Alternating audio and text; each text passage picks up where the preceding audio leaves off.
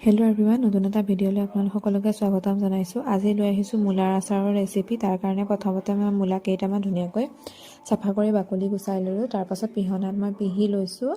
লগতে মই আদা এটুকুৰো দিছোঁ ইয়াত। দুইখিনিৰ পিহি হোৱাৰ পাছতে ইয়াতে মই অলপ নিমখ দি অলপ সময় ৰাখি দিছোঁ আৰু এফালে জলকীয়া আৰু নহৰু এনেকৈ কাটি থৈ ৰ'দত দি দিছোঁ।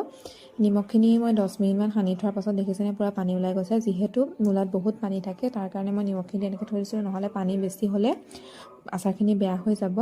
এয়া ধুনীয়াকৈ চেপি ল'লোঁ, অতখিনি পানী ওলাল দেখিছেনে। তাৰপাছতে ইয়াতে মই নিমখ আৰু হালধি অলপ দি পেলাই আকৌ সানি লৈছোঁ। সানি পেলাই মই এইখিনি ধুনীয়াকৈ ৰ'দত দি ল'ম আৰু শুকাই যোৱাৰ পাছত মই আচাৰ বনাম। এয়া দুদিন মই ধুনীয়াকৈ ৰ'দত দিছোঁ, যিহেতু ৰ'দটো অলপ পাতল আছিলে আৰু একেবাৰে শুকুৱাইও নেপেলাব, অলপ মানে সেমেকা ভাৱটো ৰাখিব। মই সেমেকা ভাৱটো ৰাখি লৈছোঁ।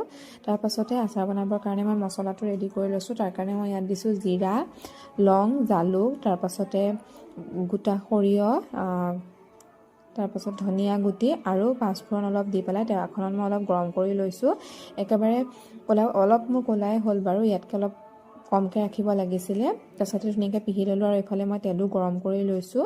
তেল কিন্তু কম লাগিছে দেখাত, যিহেতু কেৰাহীটো অলপ ডাঙৰ হয়। আৰু গেছটো অফ কৰি লৈ তাতে মই জলকীয়া আৰু নহৰুখিনি প্ৰথমতে দি দিছোঁ। তাৰপাছতে দিছোঁ এই মছলাখিনি, গোটেইখিনি ভালদৰে মিক্স কৰি ল'ম। মিক্স কৰি লোৱাৰ পাছত ইয়াতে মই শুকুৱাই থোৱা মূলাখিনি দি দিছোঁ। দি পেলাই এইখিনি ধুনীয়াকৈ লৰাই লওঁ, গোটেইখিনি যাতে আহান খাই মছলা তেল গোটেইখিনি মিক্স হয়। আৰু মই এনেকৈ মিলাই থাকোঁতে লগতে মই ভিনেগাৰ অলপ দিছোঁ, যাতে আচাৰখিনি অলপ দিন ভাল হৈ থাকে বেছি দিন। তাৰ কাৰণে ভিনেগাৰ দিছোঁ। তেলটো মোৰ অলপ কম লাগিল, গতিকে তাৰপিছত মই অকণমান কেঁচা তেলেই দি দিলোঁ। আকৌ গৰম কৰি লোৱা নাই। এয়া এনেদৰে মোৰ আচাৰ পূৰা ধুনীয়াকৈ ৰেডি হৈ গ'ল আৰু 2-3 দিনৰ পাছত এয়াখিনি খাবলৈ পূৰা ৰেডি হৈ যায়। আপোনালোকেও বনাই চাব আৰু কেনেকুৱা পায় মোক জনাবলৈ নাপাহৰিব।